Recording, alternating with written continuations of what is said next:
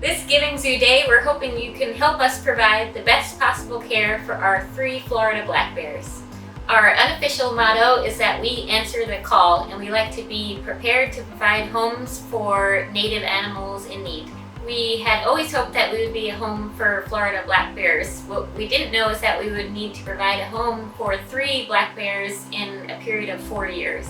So every year there's some kind of human-bear conflict, and that can be anything from just, a bear getting hit by a car and then the cubs are left and don't have a home. So a lot of times that's what happens, and the bears may go to a rehab facility, but they're not always able to be rehabilitated. Sometimes there's injuries, or they're just too young and they need lots of hands-on care. So there's kind of a need for that and a place to be able to hold those types of bears. So Cheyenne is actually a unique story because she was a bit older. So she was about 1.5 years when we got the call for FWC that a homeowner was hand feeding her. She had become very habituated to humans, which is the opposite of anything you ever want for a bear in their native range. So she ended up being trapped by FWC, and then, there's a little bit of, what do we do here? She was a healthy bear. She was young, but she was past the cub age. But we had built a facility. They knew we were looking to add bears, so that's how we ended up getting her. We had her in a quarantine area. We added tons of trees and branches and hiding spots and den boxes and all this, and we thought she was just going to be not happy, basically. And she came in and she was the most relaxed bear. She immediately was great with keepers, quarantine keepers. We were training her for husbandry behaviors, injection, shifting behaviors right away. It was not what we expected. She is a very relaxed, easygoing bear. She's still pretty relaxed. She's still a fairly easygoing bear. She does follow some different trends as far as, her in comparison to a hand-reared animal like one of our other bears. But she is so good with her keepers. She is very smart, very good with training. She will be the first to pick up on any kind of husbandry behavior that we're working on. Always thinking. She's always thinking. So we learned that in the fall she was going to be hungry. In the winter she was going to slow down, and she wasn't interested in food, and she wanted to sleep a lot. In the spring she was up and moving about and foraging more, climbing, things like that. So we basically learned that even though she was in human care and she didn't spend that much time out in her native range, that all that stuff still stays with her, and that we needed to adjust how our expectations for taking care of a bear according to what she needed. So when we got the call for Brody, I think we were all shocked, somewhat in disbelief that it would actually happen.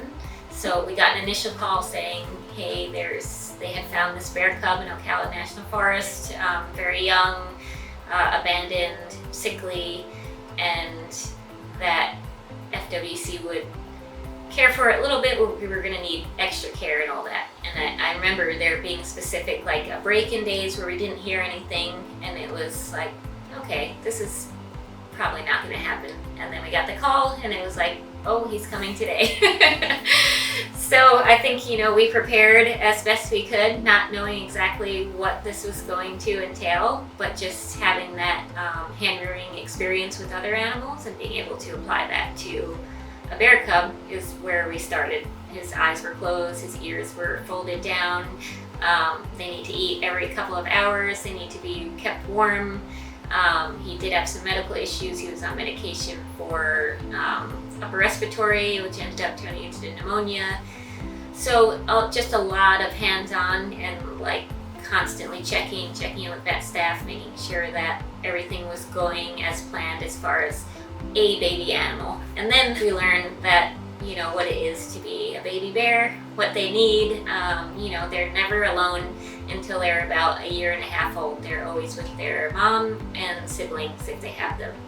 So that was one of the things that we had to learn, how to, be his siblings and be his mom and give him those things he needed to learn how to socialize and all that, just like a regular baby bear would. He was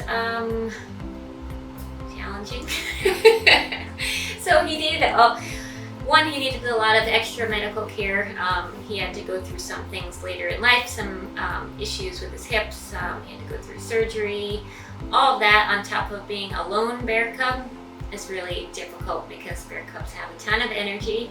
They want to play and fight and wrestle, which was fine, but you know, we don't have a protective layering of thick skin and fur to protect ourselves. So we had to learn to work with him and play certain games with him that were safe for us and make sure that he could still socialize. He is still very connected to us, so he is much more interested in hanging around with the people, and he enjoys his visits with us and, you know, running along the fence line and playing some of those similar games, but just through protected contact. He's a pretty goofy little bear. You know, he'll do some running and kind of tripping and falling and things like that. He's easy going now, more than he was. And I think that's getting through some of those medical issues that we had. So there's just something about the communication between a mother bear and their cub that was replicated having to raise Brody. That wasn't the same with some of the other animals. And you can see I have a lot of pictures of Brody because, you know, to me he's, you know, one of my kids. So we never expected to replicate anything close to what we had done with Brody. We were told how rare it is to find a cub that age. So getting the call about Betty was, again, it was a possibility that this might be something, but it was more like, okay, it's probably not going to be. And then the call that she was coming was definitely a surprise that, wow, we're gonna do this again. Which I was fine with. We were just looking at it in a different manner because we were going to attempt to rehab her. Even though she was very tiny, she was a little bit older than Brody, so her eyes were open, her ears were up. She was more mobile. So we thought there was a possibility that we could rehab her and send her back out into her native range. So the steps that we took were, I was the only human she ever saw, and I was the only one that fed her. We didn't talk. I never spoke around her. We didn't have the radio on. We had a fan on to make noise so she didn't hear anything going on or any humans moving around. And then from there, the hope is that you find another cub that she can go to, because that's really the key for her to be able to have success, is to go with another cub, which took a while, and we did end up pairing her up with another cub. But at that point, she was too used to humans, and we realized that it wasn't going to be successful for her just because how young she was. And then just the waiting of, will this be successful? And I would be so happy and watch her get released, or will she come back here?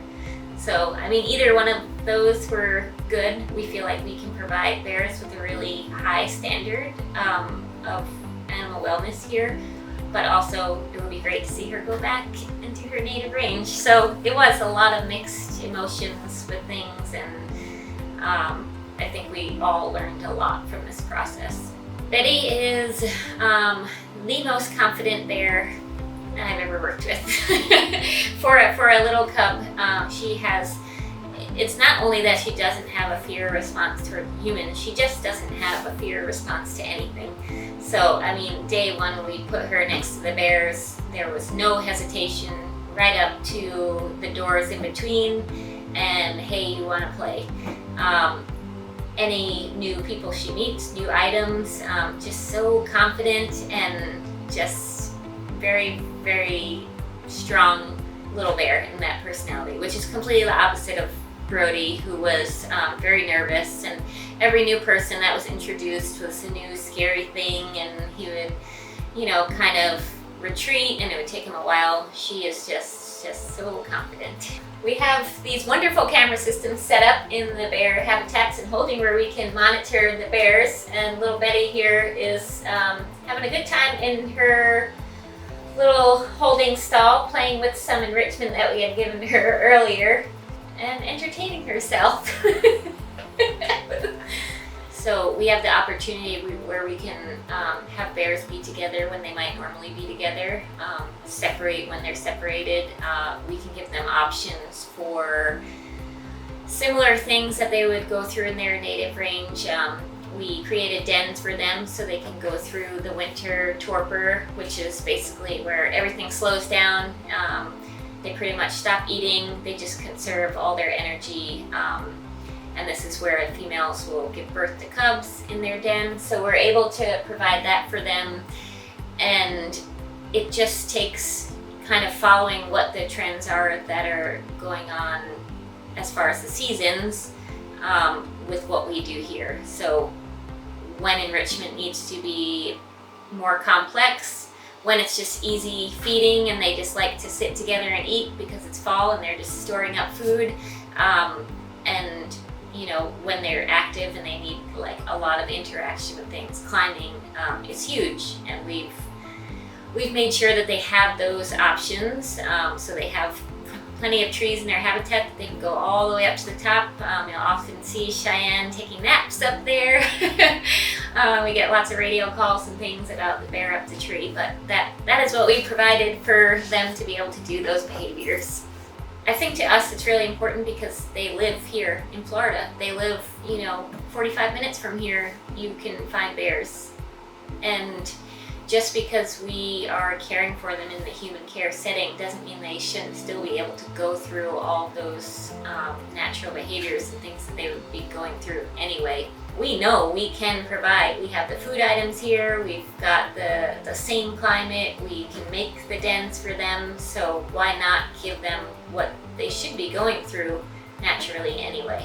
To keep them mentally stimulated can be difficult because they're really smart and strong, so they can easily just take whatever we give them, break it, and get the food out, which is basically what they spend their lives doing, is looking for ways to get food, breaking things, and getting the food out. So we try and look at all different options, making it where they have to really think through a process to be able to get the food out of a specific feeder, or they have to climb because that's natural behavior. So we're constantly building things for them, building structures or enrichment devices that they have to twirl around and climb at the same time in order to get the food items out.